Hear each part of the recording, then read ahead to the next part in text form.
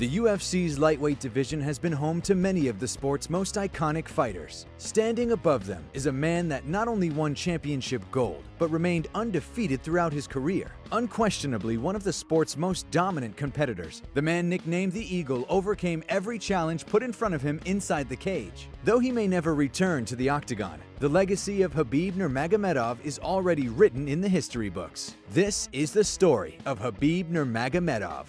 Born in the village of Sildi in Dagestan in 1988, Habib was born into a fighting family. His father, Abdulmanap Nurmagomedov, served in the army before becoming a coach in the martial art of Sambo. In September 2019, Abdulmanap was entered into the Russian Book of Records for training and coaching the most combat Sambo champions. He was the senior coach of the national team for Dagestan and was a highly respected figure for it. As is the case with many children in Dagestan, he trained his two sons in martial arts from a very young age. When Habib was just 7 years old, his father and 3 uncles moved all of their sons into the same house in Dagestan's capital, Makhachkala. The 16 boys lived together and trained together with no women in the house. Habib took to martial arts very well at a young age after seeing his father coach so many athletes. One of the most legendary Habib stories came from the time when his father would make him wrestle a small bear at the age of 9 to build his character. In 2005, Habib followed in his father's footsteps by competing in combat Sambo. Around the same time that he made his MMA debut, Habib had won gold at the 2008 and 2009 Combat Sambo World Championships. He continued to build on his martial arts experience outside of MMA while competing in his first few professional fights. Combat Sambo wasn't Habib's only chosen path, as he became a Eurasian hand-to-hand combat champion, a European pancration champion, and a North American Grappling Association champion.